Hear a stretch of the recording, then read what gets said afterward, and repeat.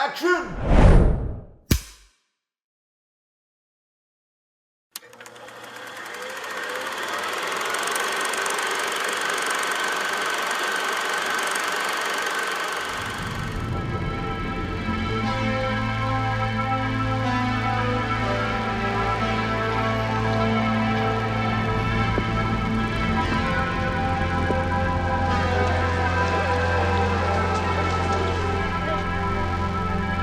Blade Runner didn't predict the future. It warned us about it.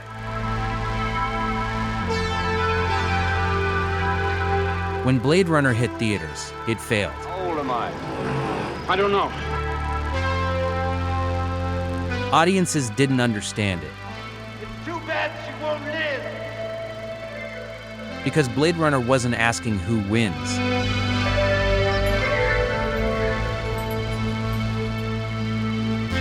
It was asking what it means to be human.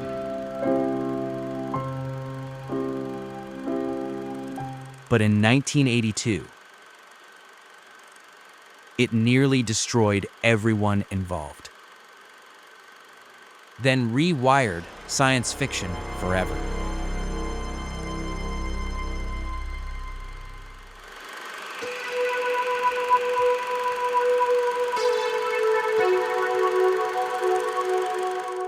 The year is 2019. Los Angeles has become a vertical sprawl of concrete and neon. A city where the sun is drowned out by smog, and rain never seems to stop falling. The wealthy and ambitious have fled to space colonies. Let's go to the colony. What remains behind is overcrowded, corporate-controlled, and decaying. At the center of this world is the Tyrell Corporation. Tyrell manufactures replicants, bioengineered humans designed to be stronger, faster, and more obedient than the people who created them. The designers reckoned that after a few years, they might develop their own emotional responses. So they built in a fail-safe device. Which is what? 4-year lifespan. When they escape, there's only one solution: retirement.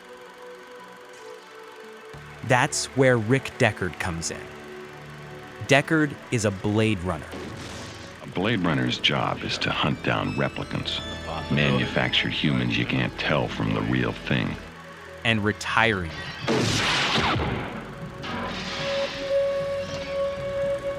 Deckard isn't introduced as a hero. He's tired, detached, already worn down by the job. But this isn't a story about a man chasing machines, because these replicants aren't malfunctioning. They're running.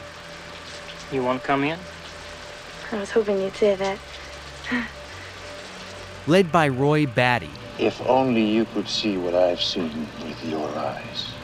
the escaped replicants are searching for the one thing their creators denied them: My birthday's April 10, 2017. How long do I live? 4 years.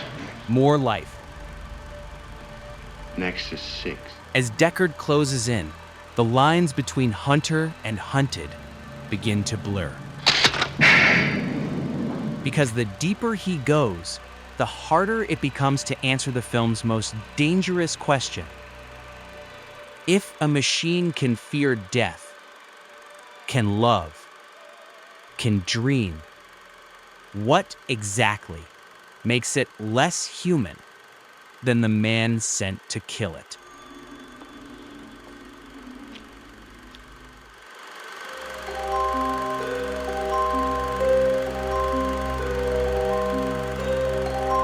Behind the camera, Blade Runner was chaos.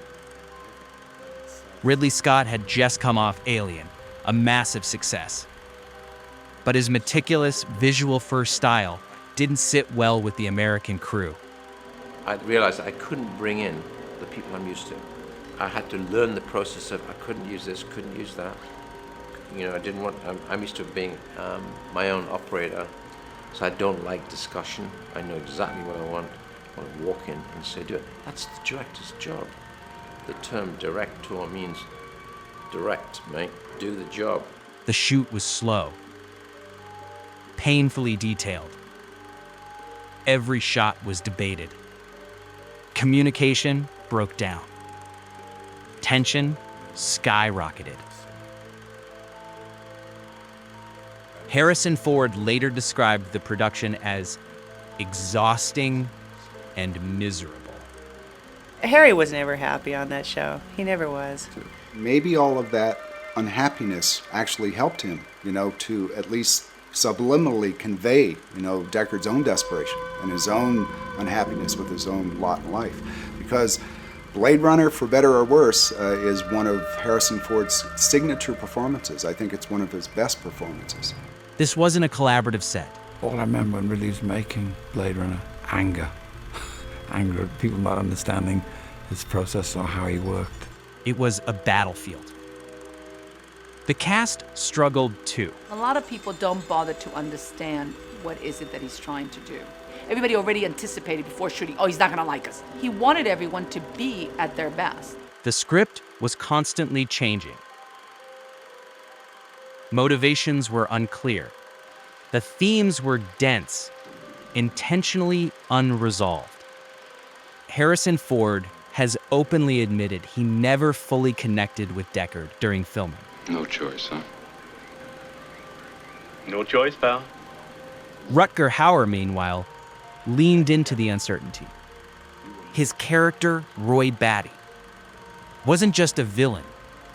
He was a being desperate for meaning, raging against his own expiration date. That desperation would culminate in one of the most famous improvised moments in film history. That's what it is to be a slave.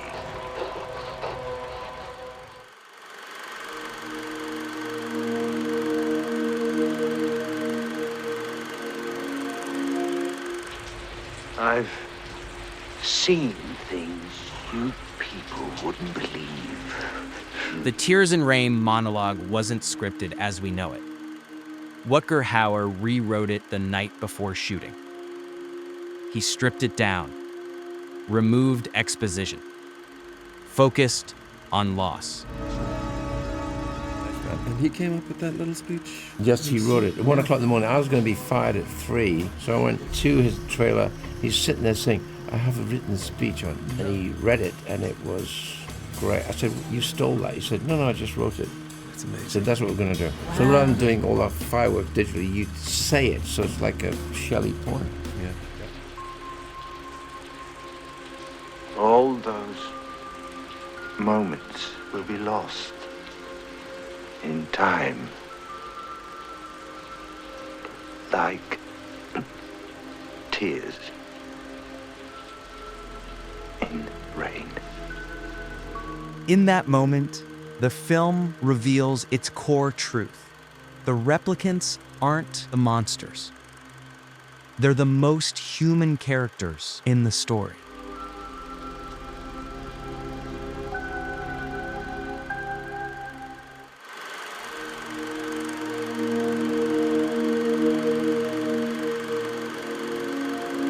Blade Runner doesn't just borrow from film noir, it reinvents it.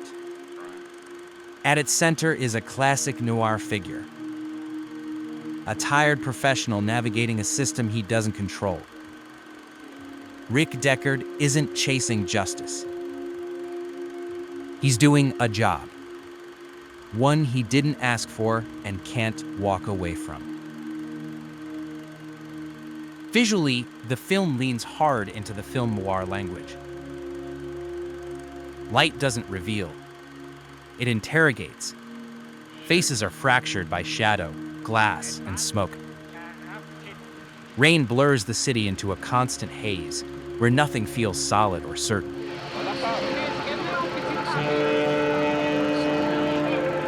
This is a world where clarity doesn't exist. Then there's Rachel. She enters like a femme fatale from another era. I'm Rachel. Deckard. Sharp suits, controlled presence, emotionally distant. But Blade Runner flips the archetype. Rachel isn't manipulating the truth. She's been denied it. Her mystery isn't deception. It's identity. The case doesn't restore order.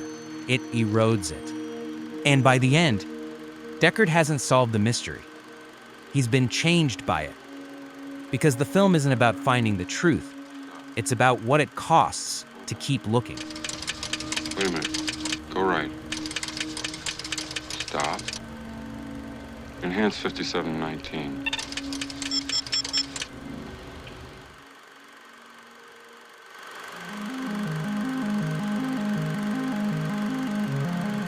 When Blade Runner hit theaters in 1982, audiences didn't know what to do with it. It opened against E.T. The connection has been made. Critics were divided. The studio forced a voiceover and a hopeful ending. I was looking for 6 replicants in a city of 106 million people. Directly against Scott's wishes. The film underperformed. For a moment, it seemed like Blade Runner would fade into obscurity.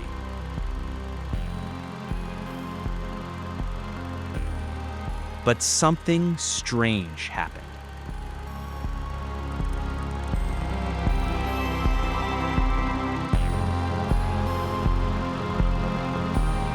On home video,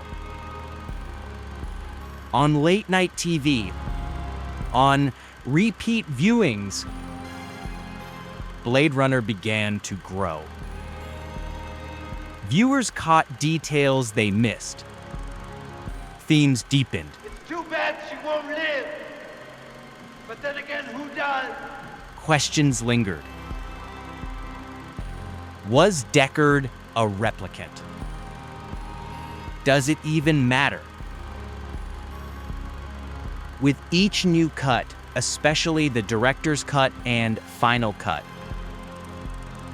Ridley Scott reclaimed the film's original intent, and its reputation transformed.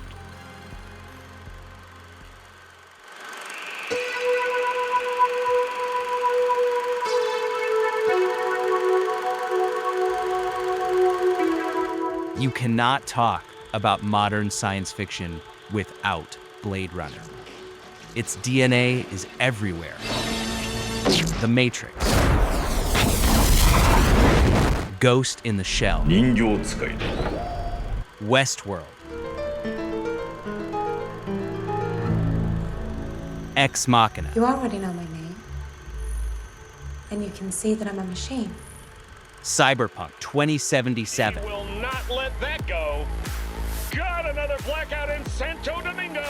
The rain-soaked neon. The moral ambiguity. The idea that artificial life might deserve empathy. Blade Runner didn't just influence sci-fi aesthetics. It redefined the genre's soul.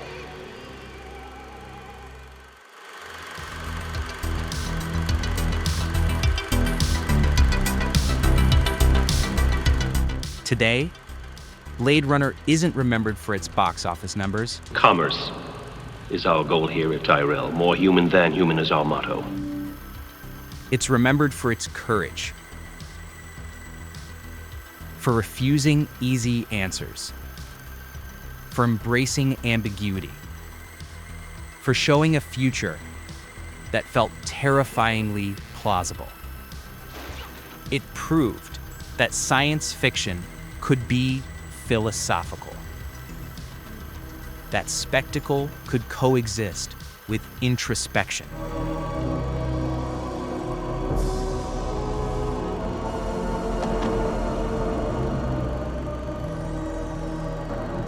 And that sometimes the films that almost break their creators are the ones that last forever. Blade Runner wasn't built to please audiences. It was built to challenge them. And decades later, we're still trying to answer the questions it asked. Every great film begins the same way: a slate, a countdown, and a risk no one believed would work. Subscribe for more untold stories of how cinema's greatest gambles came to life. This is Behind the Slate.